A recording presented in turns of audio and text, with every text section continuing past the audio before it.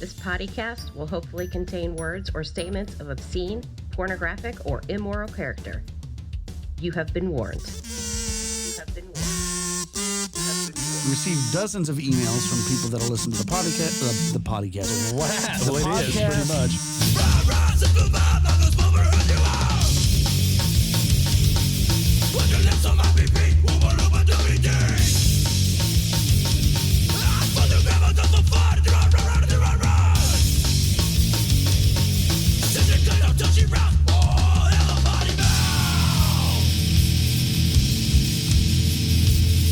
It is a little windy today. So is my ass. Well, it's a lot windy today. It was rougher than usual shit. Well, it wasn't. Well, let me clarify. It wasn't rougher than usual. It just it stank a little bit more than it should. Welcome to episode 59. Yeah, exactly. Welcome back. Yeah, we were gone. We were gone for 2 weeks, and honestly, I think that was just both of our faults because the 2 weeks ago I couldn't do the podcast. I forget exactly why, but I was like, you should get like Fred or Gene to do it, and then that never materialized for whatever reason. And then the following weekend was Labor Day. I said, fuck it. And I just assumed you were saying fuck it because I didn't hear from you. But then the other day I was like, like maybe we should try to do this again sometime soon. Well, I said is I feel like I fucking like annoy you much like my daughter does me when she wants to do something. Gotcha. And I was like, am I just being too fucking annoying about it? So I was like, I'm just gonna let it go. And we did. We had a ton of shit to do. So yeah, no, we were super busy too. Honestly, like I probably could have done one last week, but we had so much shit going on that it honestly probably would have been stressful to try to fit that in. Yeah. Well, last week was busy as fuck. So yeah, we would have struggled. We would have got it in. Yeah. I'm flexible. I'm kind of like whatever Mary Lou Retton, but different. By about 200 pounds and probably 18 inches. But besides that. Yeah, no doubt. So back to the very first thing you said about I had to shit. Yeah. This is something I could probably just like keep to myself, but it's just too funny to not admit to. But anytime I pretty much like 8 times out of 10 when I poop now, I always think about the podcast because I'm always self-judging myself of like everything we talked about when we did the poop episodes. Oh, yes.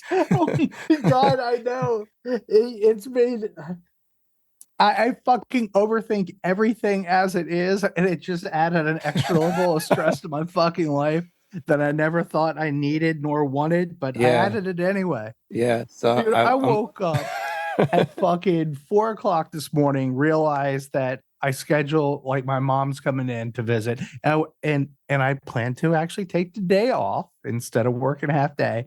Then at 4 I came sure I was asleep, was like, fuck, I double booked that day already. Oh no. It's fucking, I don't know, I'm nuts. That's actually what I thought you were doing last week. I was like, oh, I bet you his mom's in town. No, last week, so I will jump into our first exciting event. Though we missed excitement last night because I had stained glass and couldn't go see DRI and Slopjaw and the Cro-Mags, but I did fucking make a butterfly, and I think that's important. I saw that picture, dude. So this isn't even what I want to talk about. We're gonna jump into this anyway, real quickly. Yeah, I was gonna say, I just start from how this even how did this even come about? And I think it's really fucking cool, and I'm jealous. Like I would like to try to do this at some point, but yeah, like that. It's just kind of a random thing. So she and I are both designers of some. Yeah, she does more UI UX, and I do like wall graphics and shit like that, signs. But anyway, we were looking for something to do. Like we've been watching a shit ton of like one of the UK shows. Fuck is like landscape painter of the year and portrait painter of the year. So we were like, fuck, we should take a class or something. Just to kind of expand out a little bit. Yeah. And we kept seeing fucking stained glass class, and Blythe did it in high school. I'm like, really? We didn't have that cool shit when we were in fucking school. Yeah. But anyway, so she did it and was bringing shit home. I was like, that is fucking badass. So we finally got a class. Like every time we went to like there's only 12 spots and the bitch fills up quick. Like I think it's the third time we've tried to get into it. So we finally got in. And the woman's going and breaking down the fucking Hold our on first 2nd. Where projects. is this place? Where is it near you? Yeah, it's at the community college, so it's like a 20-minute drive. Oh, okay. It's nothing far, nothing crazy. Unlike the fucking guy last night, this old guy rolls into class. He's looking around. She's like, "Are you from around here?" He's like, "Nah." She's like, "Where are you from?" He's like, "Bel Air." So for those of you not familiar, the community college is right smack beside Bel Air, but the dude wasn't from the fucking area. I'm like, well, who the fuck is he talking to? He's like, dude, it's right fucking there. I can look out my fucking window and see Bel Air. I was like, you fucking knob. Anyway, yes, I am still like this level of anger and energy goes into which should be a peaceful glass cutting class. But the only thing this fucking thing has done is relit fires of like, I'm a person who can't this is so wrong. I can't color in a coloring book. Because if I can't get it done by the fucking bedtime, I'm going to fucking force it. Like people who color for fun back when that was popular. No, I was like, I can't do it. So this new activity is bringing up old feelings of your lack of patience is what you're trying to say? Oh my, it's so embarrassing. Oh my, it is like cutting out the fucking pattern was like, I'm just like Speed Racer trying to get this shit knocked out. And I don't know if it's like my work ethic, like, I'm always deadline driven. So it is like, gotta get it done, gotta get it done, gotta get it done. So like in my head, it is just like as fast as fucking possible. I'm trying to mow through this shit. Yeah. I think we're both like that. I think we've probably kind of talked about this in some form or another in the past, but it's like you're so excited about the activity that you're doing. It's like how can I like pick up the pace to get to the part that's going to be the fun part and like seeing it finished and everything. So it's like this pattern cutting bullshit. This is just a means to an end to get to the parts that are going to be fun. Fuck, that is so it to a T. But so she bust out for our first project. She like walks us through. She's like, at the end of the class, you're gonna walk home with a sun catcher or something. I don't even know what the fuck she called it. And I'm like, once again, magical Curtis eye roll. Insert there. If you know me, you know the eye roll. Anyway, she bops out these patterns, right? And it is like hot air balloon. No, it wasn't a hot air balloon. It was a balloon, butterflies. It was like all this hokey shit. I'm like, no, it's like it's basic shit for like glass number 1. It's like you got to start slow. I fucking understand that, but I was like, it was a punch to the nuts right away. I was like, no, Gotcha. motherfucker, I've got control, and you're gonna do a goddamn butterfly. It was like, yeah, it was just like. I was like trying to pick the lesser of the two evils. It's like voting on election day. Nothing's right, but you got to take something because you got to do it. Yeah. So fucking, and I did a butterfly, and it was like, and so I picked this fucking thing up, right? I'm looking at it, and I'm already like, this isn't complex enough for me. Like what you see is a more complex version than was on the sheet. Like I had to do like I had to add little shit to the wings because I was like, this is just 3 pieces of glass. What the fuck? I think what you're describing right now is honestly a pretty common problem, I would assume, in crafting type classes like that. Is you have like your 75-year-old grandma who wants to take stained glass class, who has no art or graphic design background at all. And then you have people like you who, like, you maybe have never made stained glass before, but like you can kind of look at it and conceptualize what is going to happen. And you're like, immediately like, this isn't technical enough. Like I could already be making something way cooler than this, but like I have to follow the class because 75-year-old grandma needs to go at slower pace. Dude, you have fucking nailed the fucking whatever on the head. Nail on the head. Yeah. Nailed it. Because it was one of those, and it's so it burns my ass more than anything, because I was like, fuck, maybe I need to paint. Like, I think that would be cool to do, just because we've been watching all these shows, and I liked it in high school. Mhm. And I know that was fucking 30 years ago, but Yeah. I liked it in fucking high school. So I was like, maybe that'll be cool. But coming out of that class, it was so defeated. I felt defeated because I already caught myself once again, like, I need to get it done right away. Can't be like done in stages. It's gotta be like fucking done right away. So painting is just gonna be, I'm gonna beat myself in the head with a fucking hammer. I was going to say painting's going to be even worse for you then. It is. And I want to do oils, which is even worse because they're slow drying, and it's going to be like, you'll be able to manipulate it longer. Yeah. But you're not going to walk away from it in a fucking 20 minutes and be like, yes, nailed it.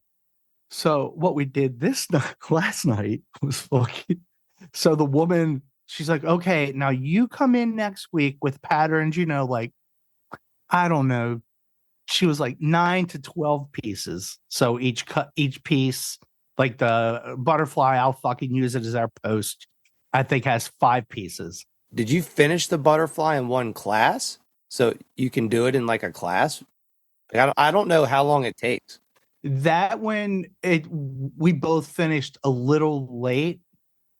And she was like, we'll just finish it next time you guys come in. Like, we could have finished it. There were people that finished, but it was how do I want to say it? Well, I didn't take my time, but she had other people she had to deal with. Yeah. So even when you're done and ready, like, I'm like, woo-hoo. And like, I'd get ahead of Amanda and she'd be like, well, show her. And I'd half-ass show Amanda because fuck, how am I? I don't remember all that. It's just. Was it like 2 hours? Is it like 5 hours? I think it's 3. Gotcha. It's like 6:30 to 9:30, which kills me because I go to bed at 9. Loki, let's go to bed at 9. Oh, he'll be all right. The fact that we're out rolling around at 9:30 is fucking crazy. So what did Amanda do? You were saying So we're both a little bit overachievers. So Amanda comes in with, so we drew our own or used existing designs, and she brought one in, and hers was at 50 some pieces. Oh shit. Which is it's, oh my God. And the woman's like, if it's over certain size, she's like, you're gonna have to blow it up because to cut the glass and then to be able to like smooth it out, you have to be able to handle the glass. Okay. So anything under a dime is gonna be fucking hard, especially with South Siege hands like this. So I come back with my Cthulhu Stormtrooper hybrid. I'm like, is that really would be cool. Yep. And so I fucking start numbering the pieces because you should like number them out so you know where shit goes. I stopped at like 92. Oh my God. She just laughed. But she's a big Star Wars dork, so she was into it. Okay. Like, their fucking dog's name's Leia. So nice. There was little grief given with the complexity of what we brought in.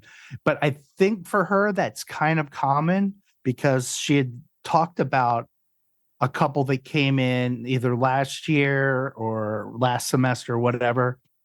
And they did their fucking little, whatever you want to call them, sun chase catchers. And they came in and did 2 fucking stained glass panels for their cabinets in their fucking kitchen. So we're not the only ones. I was like, we won't come in with anything that ambitious. And of course we did. It's like, morons. Well, I think it's what I was saying before. It's like, this happens to me sometimes. Like if I'm doing something around the house and like a project or working on something and I don't necessarily know exactly how to tackle it or like how, like what even certain tool you should use for a certain thing. Like I'll get on YouTube and I might only need to watch like 5 seconds of a video. And as soon as I see what tool they're using or like what the material is, I'm like, I don't even need to watch this video now because now I saw what they're going to do. I already knew everything else. I just didn't know that's the tool you use. So I think that's probably what happens here is like you go in there, you have some type of artistic background, and you're like, okay, that's how they cut this. That's how you like do it. And then you're like, okay, I can do something with 200 pieces like next time. Well, and that's it. Is once we kind of saw the technique, and you're absolutely right. It was like the technique and the process for what we're doing right now isn't very hard, but it was definitely like, and it's like seeing something and just like brain looks at it and it's like, oh, we can crank that up to 11 easily. Yeah. And that is exactly, I think it's definitely where we ended up. So we'll let you guys know how it goes. Yeah. Because I didn't cut I spent 2.5 hours cutting a fucking pattern out last night. It was ridiculous. Yeah. So what's like a quick like Reader's Digest version of the process? So you have to cut the design out of pieces of paper, and that's what you use to trace on the glass. So this person's technique, she does a basically get the pattern, you number it so that you know where everything goes. Like you have a sister that's numbered as well, so you can kind of lay the pieces on. Okay. But you basically you do everything on a piece of paper, you layer it with a piece of contact paper so that the contact paper, protects the print or your pencil marks or whatever underneath. Clear, of course. Yeah. And then you cut it all out and you glue it to the glass like with like a glue stick. Then she's got like a variety of tools that you use to fucking keep trimming down, and then you kind of just take them to a grinder and grind away. Okay. And then once you've grind them and you kind of like set it up on a board again, like there's a lot of laying out. It's very meticulous, which is maybe not always the best for me. So it'll be a great learning experience just to kind of keep that mindset going. And then they make this like it's like a foil tape that you put around the edges of each piece. Edge, every piece. Oh my And God. the reason you need to do that is that the solder needs somewhere to go, because solder's not going to stick to the glass, so it needs a substrate to stick to. Gotcha. So you put this tape the whole way around, then you can solder them together, come back, clean up your solders or raise your solders if you want to. What is Amanda's design? She's doing this big dragonfly. It's cool. Like she took an image, traced it, kind of set her line weight up, but once again, we didn't know it was only supposed to be like a 16th. So Gotcha. because she didn't expect us to go and bring our own patterns. Like she totally was like, you can go type in horse stained glass and you can get patterns. I was like, well, fuck, I'm not. And once you tell me I can do that, then it's kind of game on. Like I'm gonna do whatever the fuck I want. And there was like more pride in something that it was mine versus somebody else drew it, and then I take credit for it, which is a slippery slope that I've just learned that I struggle with. Which is, it could be a part 2 to this discussion. Because I went through a fucking meltdown last week so I am totally not a person that needs credit for the shit I do. I don't give a fuck. Yeah. But what I don't like is somebody else fucking getting credit for the shit that I do. Yeah. I think that's pretty standard. So it was like we went the Jamaican place we did the graphics for. We rolled up outside, and the guy who painted the mural had his name on the mural. It was like mural by XYZ, and it was kind of like, really? I was like, you could say painted by XYZ, but that concept wasn't yours. It was like, that's all us. That's all our company. It's not you. And then it's like, the other guy at Banditos, he's awesome. Like we fucking talking, like I talked to him about painting. But at the when he's done the murals, he puts his name on it because he painted it.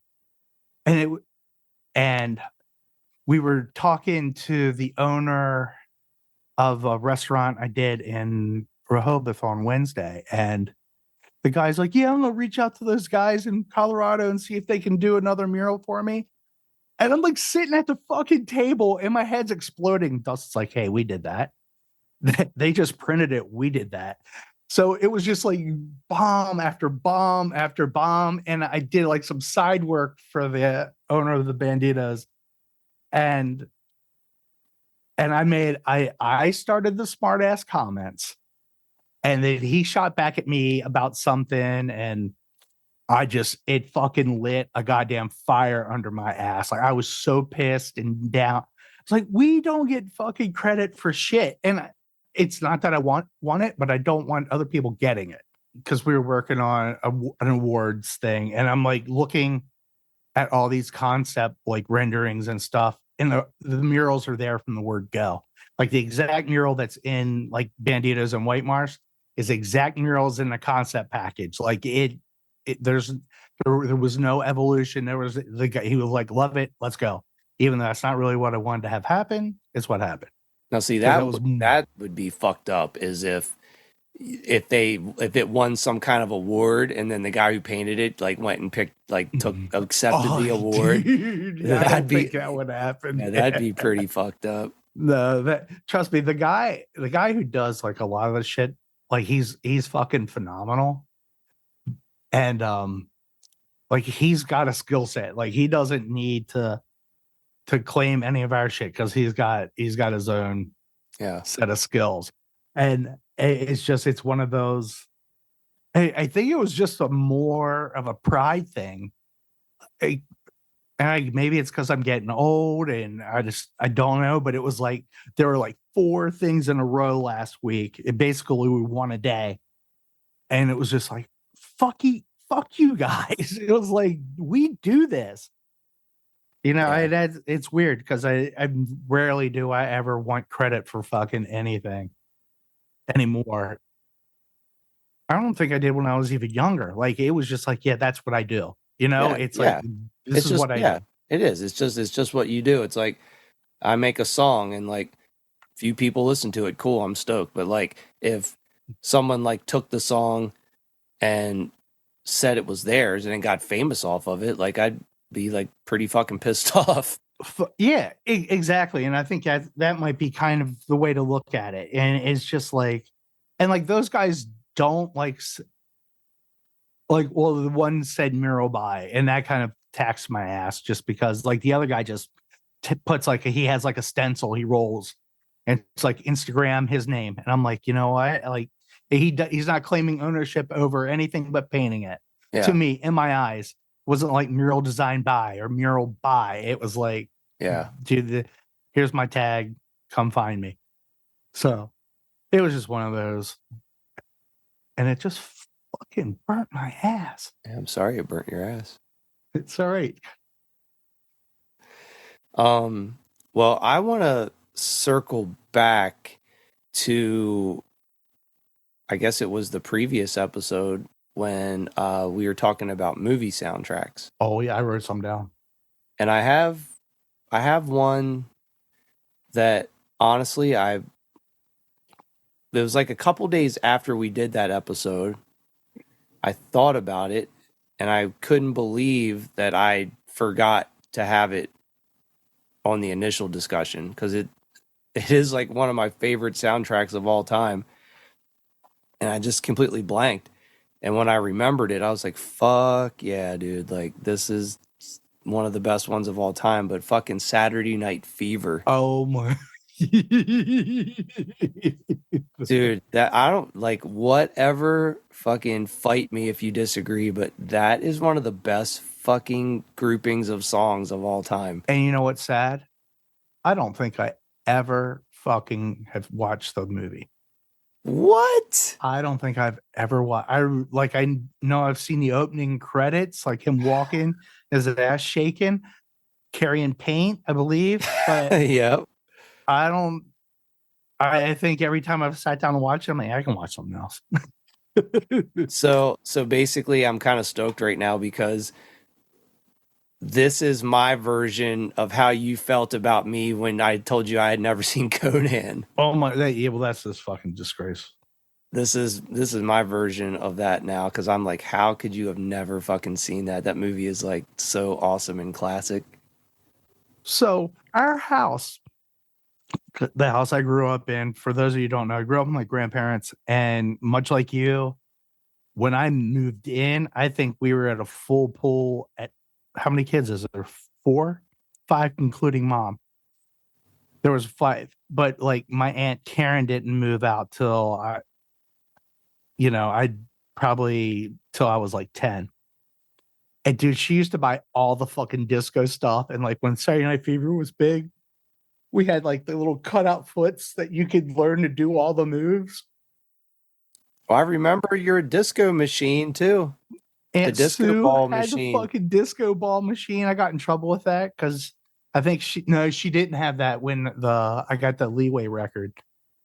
And and it was like when they go junk, junk, junk at the beginning of the first album, it was like the fucking I could feel the air coming in and out of the woofer.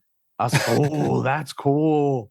And fucking grandma cut the corner. I was like, what the hell? That was just a sidetrack story. But yes, we had a fucking full unit with a disco ball, and it was pretty badass. Yeah. So anyway, you said everyone was like living in the house and So disco was everywhere. Disco was king. And it was like, it's one of those.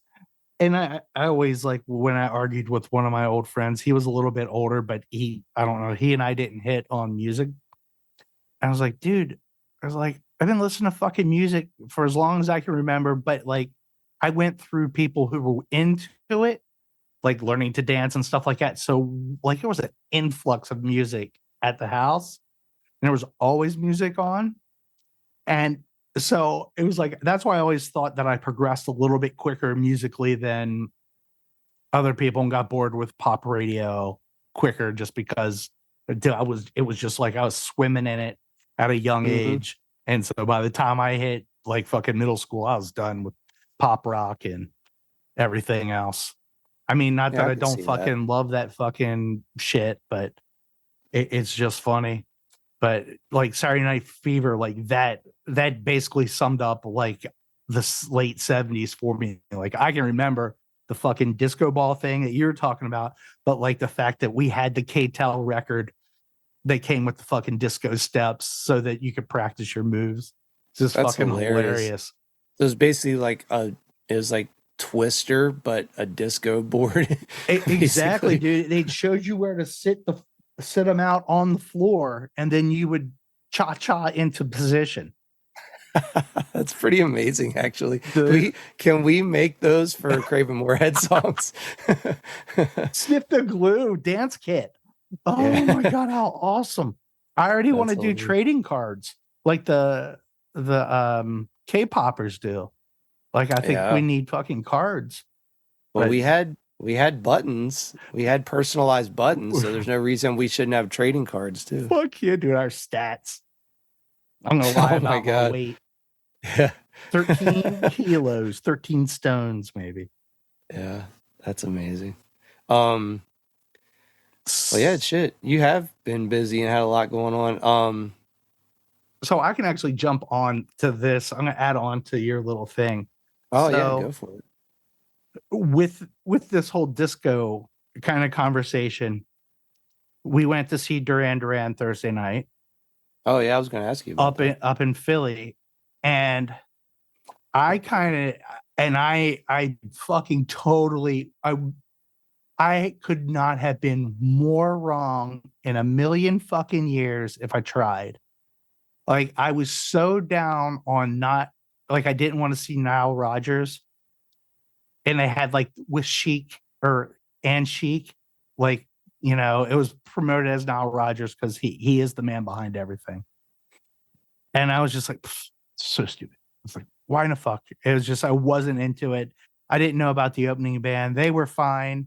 I mean, the girls both liked them. They knew more than, well, I didn't know any of their songs. So Bastille, you've solidified at least more people that like you, or they like you more now than they did before they went. And then, but fucking Nile Rodgers, the more I thought about it in the Chic, like all of a sudden it was like, I told him, man, I was like, I think that's actually what I want to see. Because, dude, I for whatever we called it, our guilty pleasures, and I used Burt Bacharach and Jimmy Steinman as the songwriters and producers. Fucking Nile Rodgers as a list of fucking songs 3 miles long. Like, it is ridiculous what is in his repertoire. Like, you have to look it up. But besides like the Chic songs, like he wrote songs for like Diana Ross. So like the Chic girls did the Diana Ross songs. He wrote songs for David Bowie and Daft Well, Punk. I mean, I know who he is, but I don't really know much about him at all. And like he wrote like Madonna songs, like a Virgin, I think is on him, like is him. So basically that dude is a multi-millionaire. Dude, it was fucking, and they were so good. I actually told him, man, I was like, I would pay to go see them again. Like, I not like in a smaller club, but like the Fillmore or somewhere. But I would love to see them again. Like, they had energy. 90% of the disco songs that I fucking loved, they wrote or he wrote. Wow. It was like the Donna Summer songs or Diana Ross. They had, there's just a list, and like all the Chic songs, the fucking We Are Family he fucking wrote. It's like, that might not be a high one on my list, but it was like the amount of shit that he has under his belt is fucking ridiculous. And I remember, so big Duran Duran nerd that I am, watching like the Rio behind the music and John Taylor talking about how much he was into Chic, like for his bass playing style for that album for Rio. And it was like, and I think Nile Rodgers actually wrote a couple songs afterwards for them. But it was like, once it kind of sat in, I was like, oh, that's a no-brainer to tour together. And they were fucking excellent. Here's the sitch. There's been a glitch. All right, so so I'm a cheap bitch, but I want good seats-ish. So I got ones that we could see, but it was nosebleeds. They kind of looked like ants, but it was all right. Because, you have your big screens and shit like that. So I opt that I am going to stand in line I'm going to take one for the team. And I'm going to go stand in line for merch. Okay. Well overpriced merch, because Gavin said, just get me a t-shirt. He opted. I only had 3 tickets, so somebody wasn't going, and he opted to be the person not to go. Okay. And so we're standing in line for merch, and all of a sudden it was like we could hear him come on and everybody start cheering. So the girls gave me the list of shit they wanted if we could get it, which we didn't get half of it. And they were going up to our seats so they could see the show. So I'm standing there, and like 2 minutes later they come back to me because what do you want to call it? The merch is down on the first floor, and we're, of course, up on the second floor.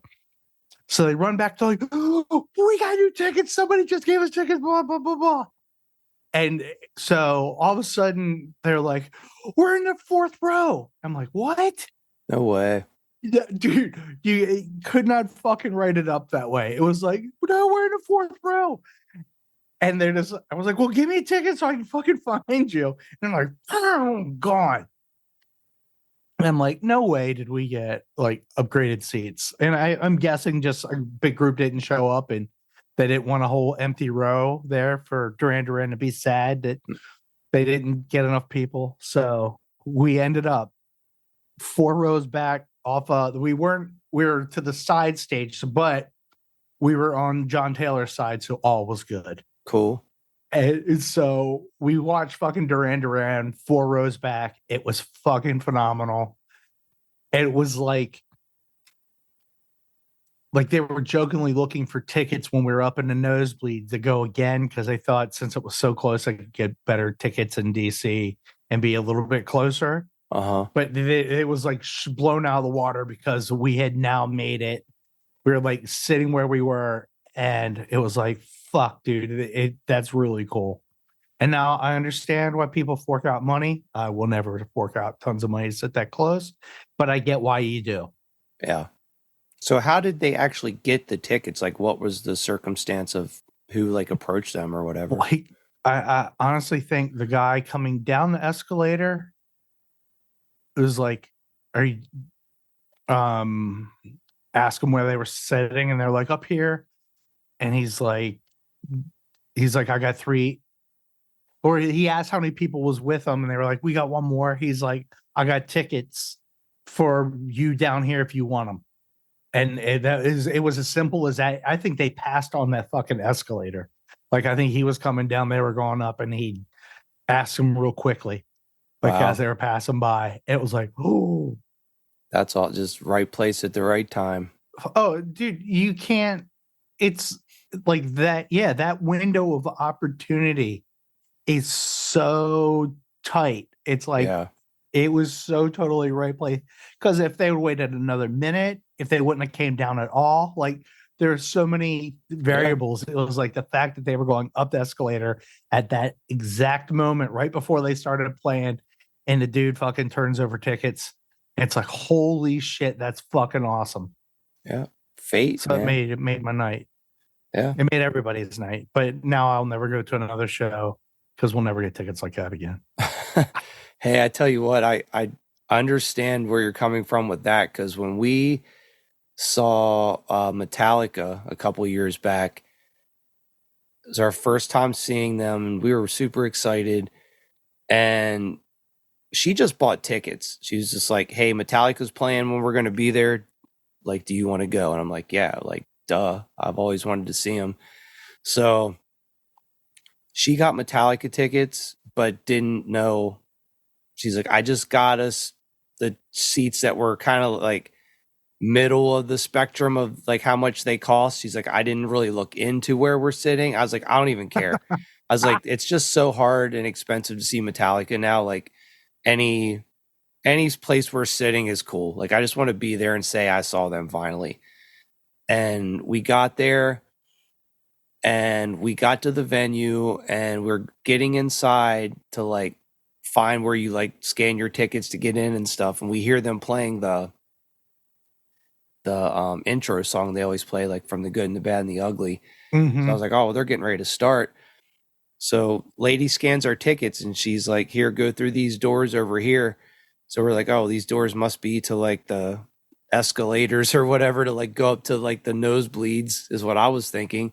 And we opened this door up, and it, like, I don't know how it happened. Like, she didn't know this, but somehow she had managed to get us general admission, like floor tickets.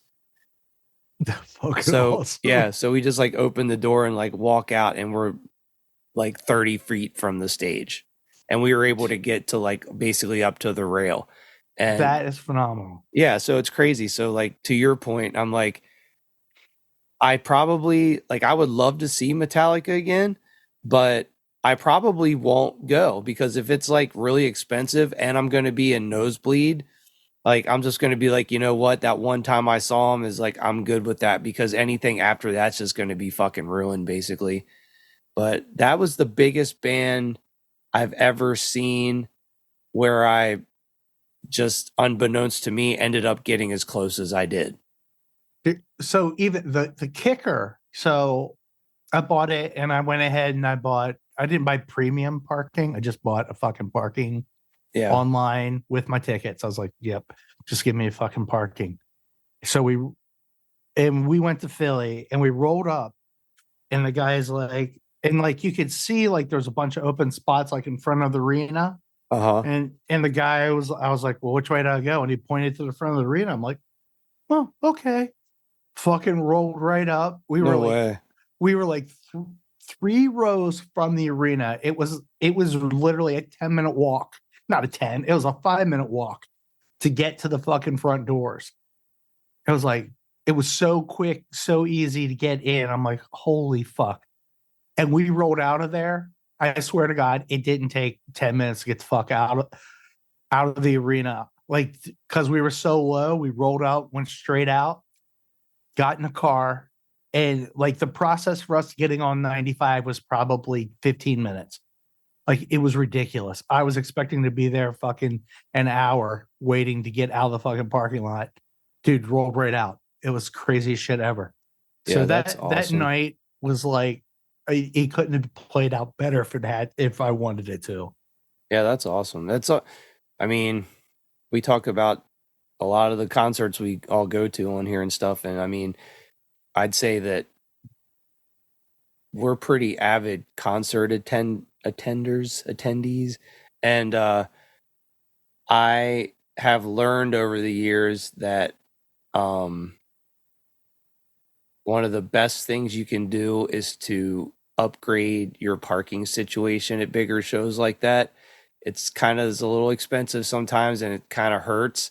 But honestly, it it's like you got to figure your time involved and just your like lack of stress and all that stuff. So I don't we've when we go to a bigger show, we have gotten to the point where we just automatically like pay for upgraded parking, or we at least try to find the closest parking garage, essentially just trying to get to a show in street parking or parking in the lot in like general admission area and stuff. It's always a fucking nightmare at big shows. It always sucks. And I we remember just, paying the yeah, bums to watch your car in fucking DC at the old 930. Oh my God. yeah, If you dude. could find a spot near the fucking 930, you always paid the bums to watch your car. Whether, it was fucking ridiculous. I totally hear you. Cause Yeah, now I know if I ever do it again, I will make sure that there's a fucking parking pass that comes with it. definitely. Well, like um, we actually went to, this was probably like a month ago now. Um, we went to an EDM concert at Petco Park. Is that where you Um, got your COVIDs? no, no, that was a different EDM show. We actually, the one we went to last month, we went to see this guy from Australia named Dom Dalla. Um, but anyway, it's just like cool EDM artist, and it was fucking cool, man. So basically at Petco Park, there's the actual stadium, where the Padres play inside the stadium, but then outside the stadium, there's kind of like a park where they have like a hill. So like you can actually Yeah. go to the game and sit outside on the lawn and like listen to it on the speakers or on radio or whatever. And people just go there and hang out. They have food and stuff, or you can picnic there and everything. But anyway, sometimes they have bands play there. So that's where this dude played. He And played in the park, yeah, like not in. not in Oh, the that's cool. stadium, like in the park area. Um, yeah, it's really cool. They have shows there sometimes and stuff. It was cool. So it's outside, obviously. And yeah, it was just really cool. And there's like a fuck ton of people there. And it's just like a lot of people dressed up in just fucking cool, like rave type costumes. And yeah, it's just like so You many called people. them costumes. Yeah, That's funny. what, That's their streetwear, bro. I don't know. There was definitely like costumes though. I mean, there's definitely streetwear people there. But because I was rocking my fucking sick ass EDM tracksuit that I break out Oh my for God. events like that. But I would say what I was wearing was probably more like streetwear, but there was definitely like full on costumes there. Um, but anyway, the point being is that we have a friend who goes to Padres games all the time, and they gave us the inside scoop on this sort of like semi secret parking garage that's a block away from the park that not many people know about. And it's one of the cheaper ones in the area. So we utilized that parking garage when we went to that concert. And then we had another friend give us, different person, but a different person gave us Padre tickets for a game next week. I think they're playing the Rockies, and neither one of us really likes baseball that much, but like free fucking ticket to go to Petco Park is fun. Oh yeah, Eat some hot dogs and stuff. fuck yeah. And they're really good seats. They're like 4 rows back on the visitor side.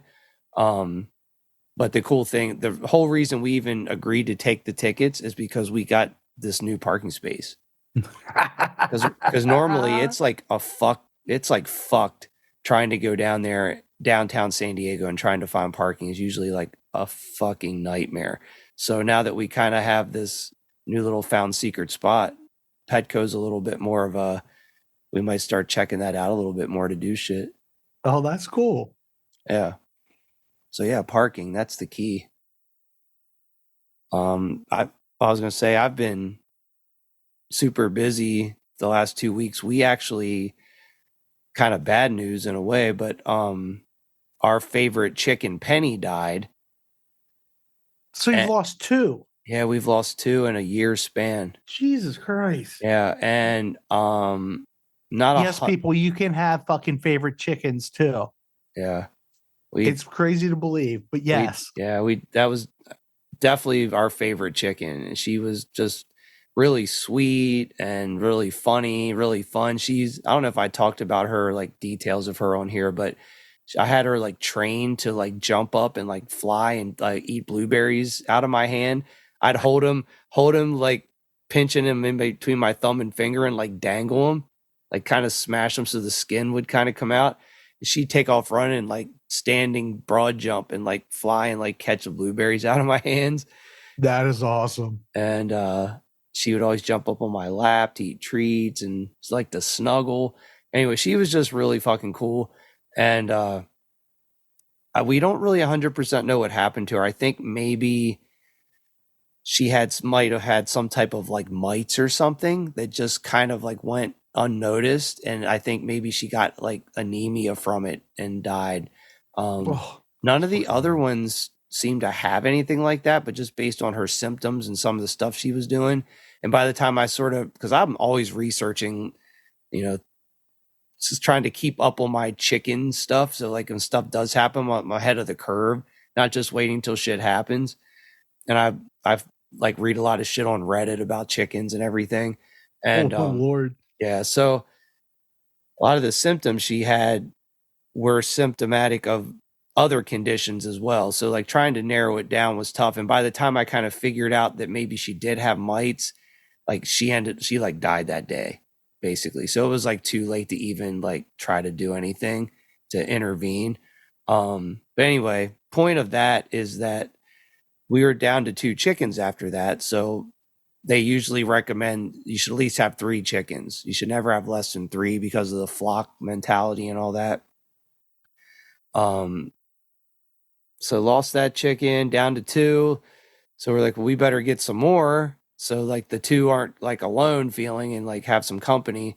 So that's what we've been doing over the last 2 weeks. We ended up about 4 days after Penny died, we got 3 new chickens, and we've just been kind of working a lot the last 2 weeks trying to get them to sort of acclimate to each other. We sort of started out doing like the separating thing, just don't like put them together right away. Are the same type of chicken, like breed? So we one of them is, yes, and then the other 2 are different breed, but they're breeds we picked based on people's knowledge of them working together with the breed we already have. So we kind of took that into consideration when we picked out what we picked out. So we got the other one we got. So we have 3 Wyandottes now. So we got a new Wyandotte. So jealous.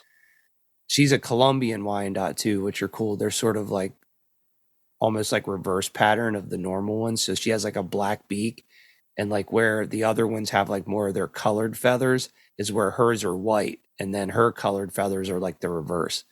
So they're pretty cool. So, and then we got a blue Americana. I don't know if I know that one. Yeah, they're cool. So, they're an Easter egger. They lay like blue, like the light blue or light green eggs, I believe. So that's cool. But then the whole reason I'm even bringing this up is because I remember last year when we got our first round of chickens and you were disappointed in the names because they were so normal.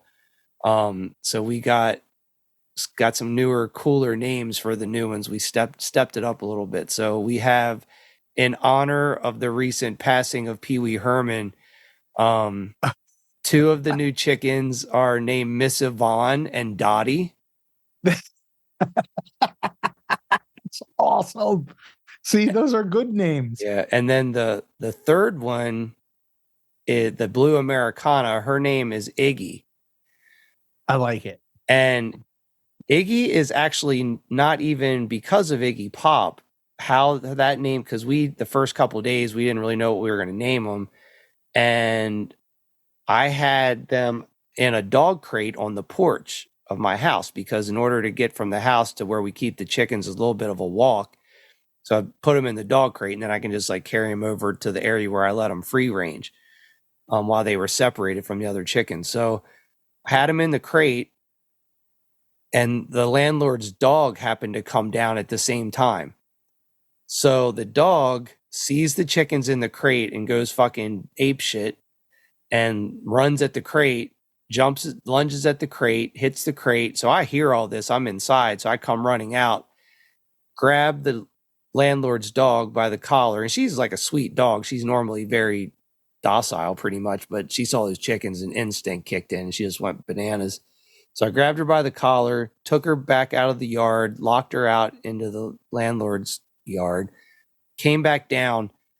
In the midst of her hitting the crate and the chickens going crazy inside the crate, the fucking latch flipped up, door opens up, all three of the new chickens get out, and there's a bunch of like bushes and trees right in front of my house, and they had all like ran and like hid in the trees, like on the ground and stuff in these bushes. So I couldn't even fucking see them.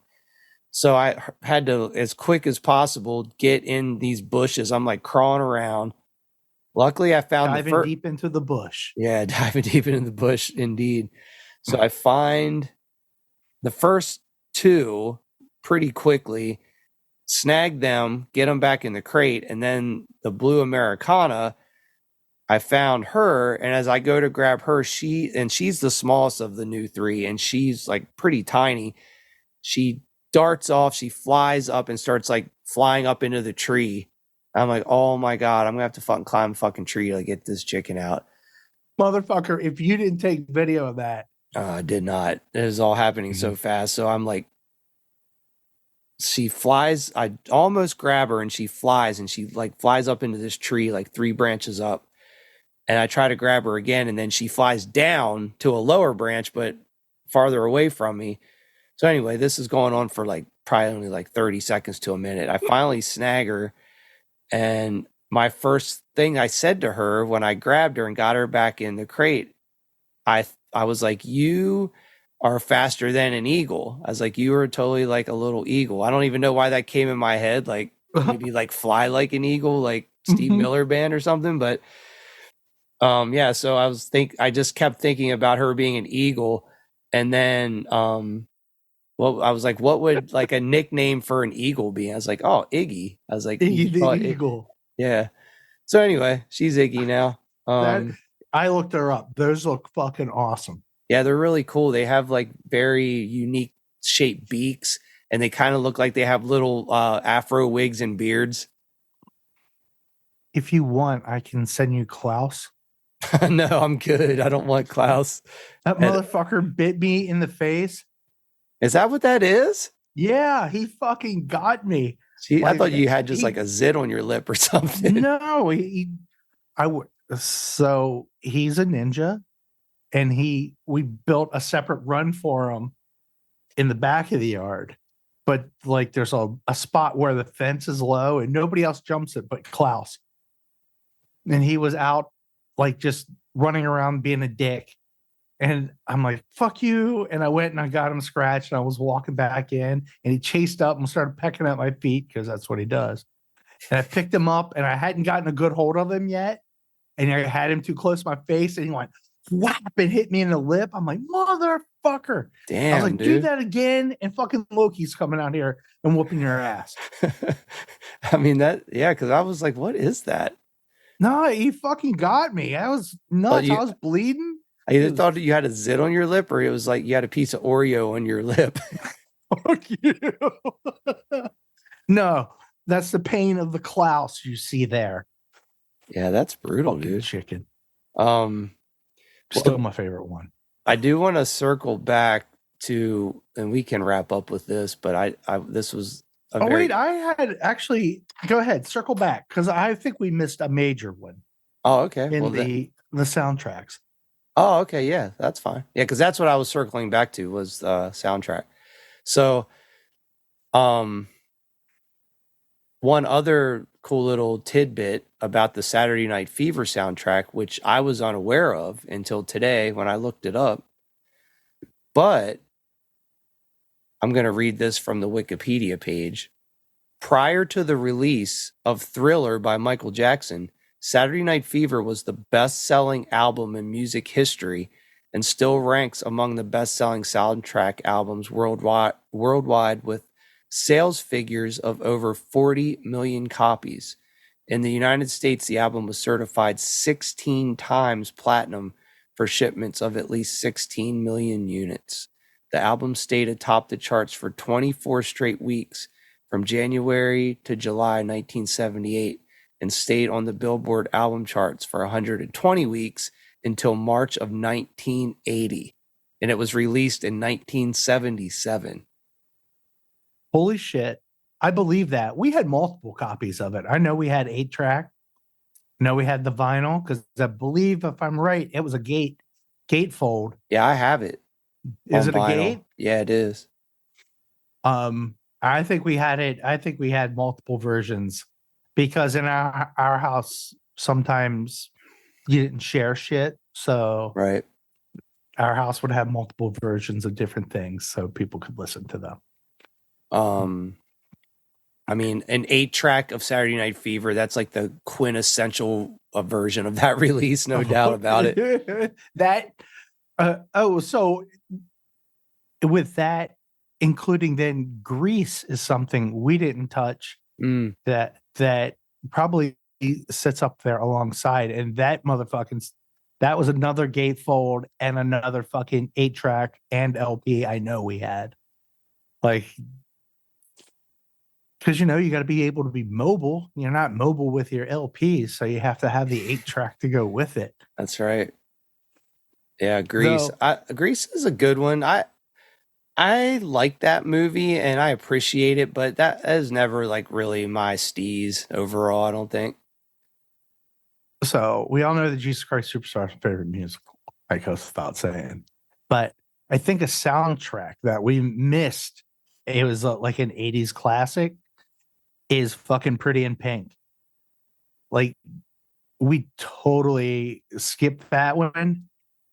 I had a whole section of like sort of like the Brat Pack soundtracks, like Breakfast Club, Pretty in Pink, all that kind of stuff. I just felt like maybe those were going to be getting off the topic a little bit too much, so I just didn't bring them up. All right, I'll kind of buy that, but they were all the Brat Pack shit was all like either new wave or alternative. Yeah. So I mean, it all falls close enough. I mean, especially now. I mean, where lines are even more blurred than probably before. But yeah, like I wrote that down because I think I did slide. No, I don't think I did. Like Clueless had a ridiculously good soundtrack, and I love Clueless. It's one of my movies I can sit and watch because I'm a big dork. I've seen it. I don't remember it at all. That's Alicia Silverstone. Is that correct? Mm-hmm. And I think a very young, whoever Ant-Man was. Oh, Paul Rudd. Yeah, I think he was her brother. I think that is correct. And I put down one that I just remember that was an awesome soundtrack, but now it has a bad vibe with it because we played it during my dad's funeral. Was the Oh Brother Where Art Thou soundtrack, which is definitely not fucking punk by any stretch of the imagination, but that fucking soundtrack is phenomenal. Yeah, I love that movie. That's a good one. Yeah, it's ridiculous. So what I want to know though is, did you participate in the dancing cutout foot placement mats? I would have had to have wanted my opportunity. Whether I don't remember whether I got my opportunity. I must have. There's no way I didn't. Yeah. Like I don't remember. I remember that, but I don't remember whether or not I actually did. I kind of think I did though. But now I'm going to start building false memories. So I'm going to say I probably did. So what you're trying to say is, thank God there was no filming of every single thing a person did back in the 70s, because that would be the greatest video to ever exist, is you fucking disco dancing as like a 7-year-old. Oh, with my fucking hair helmet, bulletproof. God. I looked like one of the fucking pointy head English soldiers with my fucking bulletproof fucking bowl cut bouncing around. Well, cool. Well, yeah, let's wrap this up, and it was fun to get back into the seats of the fucking potty mouth mobile. I'm fucking amped. Cool. And all 6 of our fans will be fucking amped too. Yeah, I hope so. Well, Awesome. Thanks for listening, and we will talk to you guys next time. Later. Later. Adios. Fuckface. This podcast was brought to you by Potty Mouth Records. Contact us at pottymouthrecords@gmail.com and find us on the web at pottymouthrecords.rocks. That's .rocks. That was way better than I expected.